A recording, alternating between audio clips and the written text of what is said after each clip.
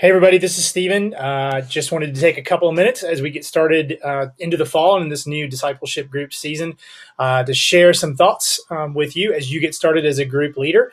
And this is a new format. I'm going to try to give this a shot this fall to send out some thoughts like this over a quick video with some guidance and some instruction. You guys as group leaders, it's a little bit easier than trying to get everybody together and to do a training. I'm going to send some thoughts out like this maybe every couple of weeks as we go along, just to give you some equipping and some thoughts to help you succeed as discipleship group leaders through the fall. So right now we're at the very beginning. We just had our first Sunday of signups, and so I want to make sure that you guys have the information that you need to take the right next steps as you get started as D group leaders. So just a couple of thoughts as we get started into the fall. I want you to, this week, you should have already received from me all of the signups, all the people who signed up for your group, who were signed up on Sunday. And so as you get started this week and even into next week, most of you won't be starting, I think, until after Labor Day. So as you get started this week, reach out and connect with everybody in your group. Take a minute, whether it's by phone or by email. Some people provided phone, some people provided email. Some people provided both. Whatever you have, reach out and connect with everybody who has signed up for your group, just to make a personal connection. Let them know that you're the one who's going to be leading their group and to get to know them.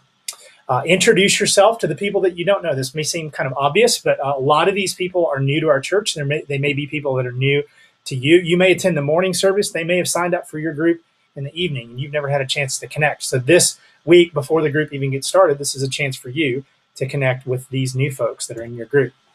Make sure that everybody in your group, whether you know them or you don't know them, has all the information that they need to get started.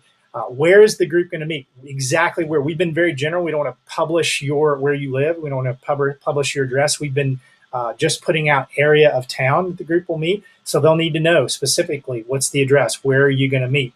They'll need to know when specifically. Some of you guys are still working on your start date. Some of you, most of you have already settled in on what day of the week and what time you're going to meet. Make sure that people have that piece of information as you get started as a group.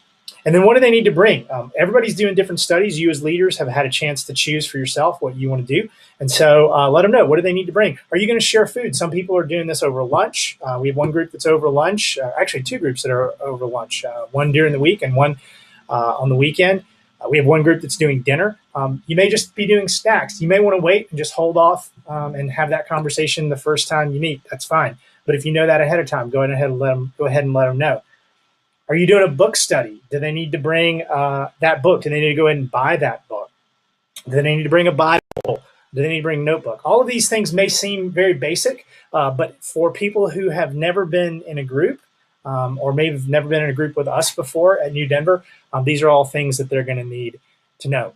And so keep that in mind as you connect with them. But also remember that as you connect with people, you may be some of these people's first connection to New Denver Church. That's part of what discipleship groups are all about, is to help people to connect relationally. We want people to connect relationally and to grow spiritually in these environments. And so for some of these people, you may be their first connection at NDC. For some of these people, you may be their first connection to church or to Jesus. A lot of these people who have signed up for your group may be coming back to church or maybe coming to church for the first time. And this may be just nerve-wracking to them. This may be old hat for you.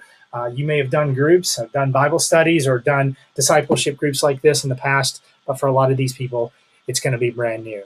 And always, when you're starting a new group, keep in mind, this is something I have to remind myself of. You may not like everyone who signed up for your group, but this isn't about trying to get together a collection of your best friends. It's about trying to collect and create community, to connect people together as part of a family. As Norton talked about in our Vision Sunday, this is about trying to create a family. And you may not necessarily like everybody in your family. You may not connect perfectly with everybody in your family.